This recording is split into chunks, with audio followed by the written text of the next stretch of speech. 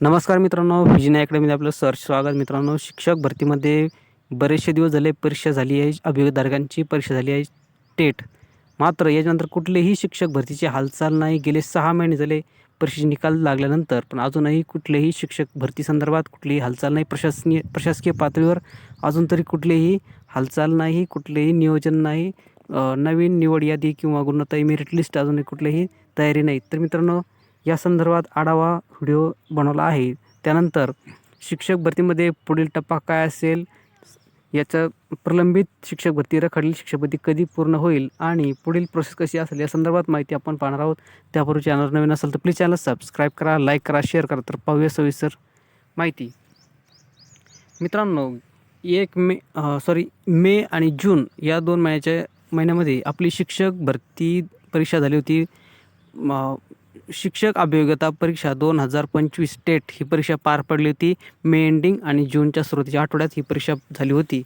मात्र ही परीक्षा झाल्यानंतर अजून तरीही कुठलेही प्रशासकीय पातळीवर या संदर्भात काही हालचाल नाही. मित्रांनो, जवळपास 5 ते 6 महिने उलटून गेले आहेत या परीक्षा होऊन, पण मात्र अजूनही अभियोगधारकांची कुठेही निवड झालेली नाही किंवा कुठेही शाळेवर अजून तरी शिक्षक म्हणून रुजू झालेले नाहीत. तर मित्रांनो, या 5 ते 6 महिन्यामध्ये बऱ्याचशा अभियोजकांना मनस्ताप सहन करावं लागतं आहे.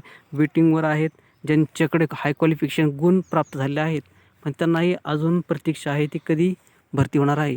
मित्रांनो, यासाठी आपल्याला काय करावं लागेल, तर प्रशासकीय पातळीवर आपल्याला यासाठी आवाज उठवावा लागेल. प्रशासकीय यंत्रणांना याबाबत सतर्क करावं लागेल, की जागृत करावं लागेल, की आमची रखडलेली शिक्षक भरती कधी पूर्ण करणार आहात.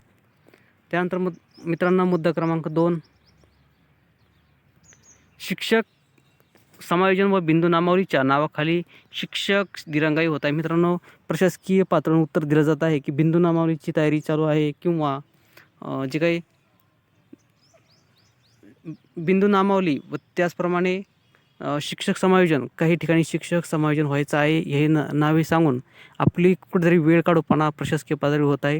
मित्रांनो, हे संपूर्ण जे काही शिक्षक अभियोगधारकांची संघटना आहे यांनी आवाज उठवायला हवा, जेणेकरून प्रशासकीय पातळीवर लवकरात लवकर याबाबत नियमावली जारी होईल आणि लवकरात लवकर निवड यादी लागेल, जेणेकरून अभियोगधारकांचे वेटिंगवर आहेत त्यांना कुठेतरी दिलासा मिळेल.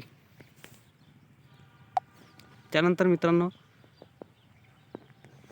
यासाठी जे काही शिक्षण संचालक आहेत तर त्यांच्याकडे किंवा जे काही शिक्षण सचिव आहेत यांच्याकडे सुद्धा याबाबत आपल्याला निवेदन द्यावे लागणार आहेत. कुठेतरी त्यांनाही कुठेतरी याबाबत सतर्क करावं लागणार आहे, जेणेकरून निम्न स्तरावरती ते शिक्षक भरती संदर्भात हालचाली सुरू होतील.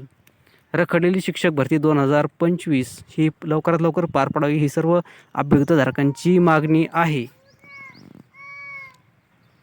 त्यासाठी सातत्याने सर्व भावी शिक्षकांच्या जे काही अभियोगधारकांच्या संघटना आहेत तर त्यांनी संघटनेने याकरता आवाज उठवायला हवा. सर्व DED BED पात्र उमेदवारांची जी काही संघटना आहे तर त्यांनी सर्वांनी या ठिकाणी निवेदने देणे,